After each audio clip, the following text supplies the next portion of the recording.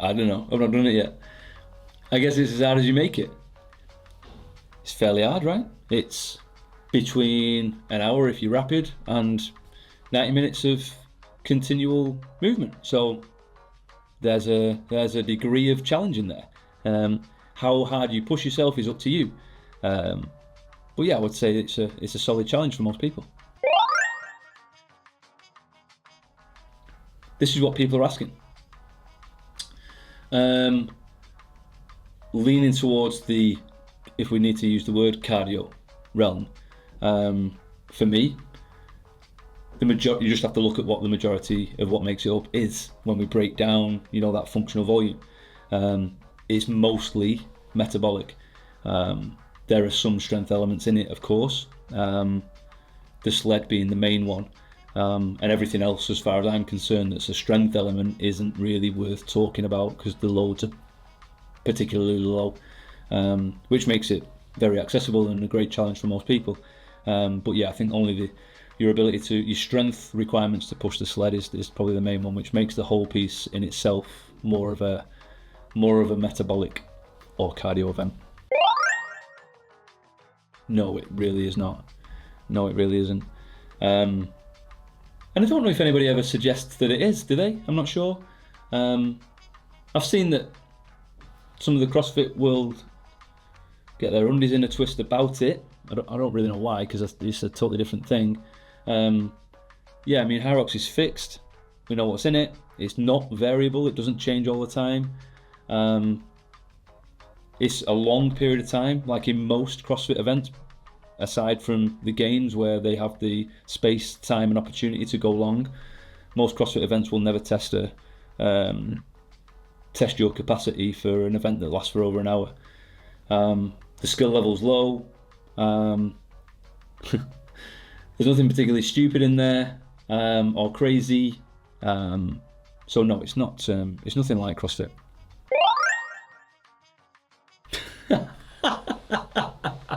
Somebody's asked that. Well, people asked that, right? And what number is that? Is that 5? That's number 4. It's high up there. So people are wondering, is HYROX a cult? Hey, I don't know. I think from a positive point of view, you can look into it and go, you can see the cult-like behaviours that are in it, where you've got, so there's a definite culture there, right? There's a gathering of a lot of people who love that shit. I don't see the problem. But then I come from the world of CrossFit and I didn't see the problem with that whilst I was in it. Yeah, let people play.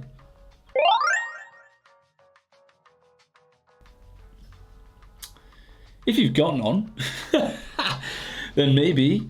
So, if you follow the March on HYROX plan, you will have a nicely balanced S&C program which develops your strength and muscle mass as you develop your capacity. And so yeah, if you're training well for this thing and you're not going on all in and doing HYROX sims every week, really for me, and this is why I really like HYROX, it's an opportunity for most folk just to test the fitness without doing too much specific training for the thing. So if you've been training well for a consistent period of time and then developing your strength and capacity, aerobic capacity, then you're probably in a decent space to go and test yourself at HYROX. And so in training like in that way, you probably are going to develop muscle mass if you're in the right zone to do so, as in you're probably beginner intermediate, you've still got muscle mass to build, and you're doing all the right things to make that happen. That really does depend on your level of fitness. So interestingly enough, I would say that if you are a CrossFitter and you have been training for mixed modal and you've been doing that stuff well, so you've been doing your aerobic base work, etc., we all know that those that do CrossFit well and are taught it well and are coached it well, they develop impressive levels of strength and conditioning. And so if you've done CrossFit to a certain degree and you've been at a good gym with a good coach and doing that, you can probably just tip up and do a HYROX at any point. If you've not, if you've come from the other world and you've just been doing a load of bodybuilding, upper and lower splits and so on and so forth, then there's probably going to be quite a lot of capacity training that you're going to have to do to get to the point where you can run 8K as a minimum. I think 'cause it's accessible. I think because it's accessible. There are a few things that differentiate it from all the fitness tests that have gone before. It's accessible to everybody. Skill level is low. The time being there is low as well. So you're in and out and you're away. You've got the rest of the day. You're not there for 2 days. You don't have to take a mountain of Tupperwares and think about this, that, and the other. You just go and do the thing and leave. They've created a good community around it. I think there's a lot of things. I think the timing of it as well. I think as fitness sort of ramps up, the participants in fitness, us being humans, we enjoy a challenge, we enjoy a competition, we enjoy trying to test, what we've been working on.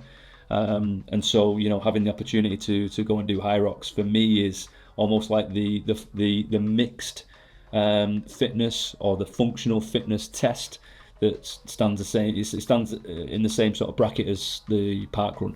Of course, there are levels to that, right? There's the elites and there's people doing fantastic things within it. So it is a sport in its own right. But I think what brings the thousands is the accessibility around the thing and the repeatability. It's a repeatable test, right? So you can go, I've got better, and that was always the downfall with local CrossFit comps. Every time you went to the local CrossFit comp, the test had changed, right? So you can say, I came 15th this time rather than 20th. It's like, but did the test suit you more this time, or have you actually got stronger and developed your skills, capacity, etc., etc.? Who knows? Whereas this is like, no, I can see it's the same test. I've definitely got better. Eesh. Well, it's funny you ask, Chelsea, because this year, I think 6 times this year, we're going to be doing a HYROX seminar. 1 day in person. To be honest, it's not going to be specific to HYROX. It's going to be performance in general. But we're going to talk to HYROX. If you've been in CrossFit and if you've understood program design around the chaos, which is the sport of CrossFit, and I don't mean that in a derogatory fashion. That just is what it is. Then actually programming for HYROX is actually quite simple. For the point I've just made, it's fixed. The test is fixed. We know what we're doing. So we've got a functional volume of everything. You just find out where your client is, then you lead them towards that functional volume. So first things first, you earn the functional volume. If they haven't got it, if they haven't run 8K before, you build the capacity of 8K. You don't start faffing about with speed and intervals. Build the capacity. Same with everything else. Can they do that amount of lunge walk? Can they do that amount of burpee broad jumps, etc., etc.? If not, that's the first port of call. Earn the volume. Then once you've earned the volume, then you can start playing with intensities. And over time, then you can just continue to iterate that. So, I don't think it needs to be overcomplicated. It is what it is. It doesn't have, I think, probably the more complexity and the more moving parts you put into the program design for HYROX, you'll probably take away from the effectiveness of it. So I would say keep it simple, remember what's in there, and just focus on that.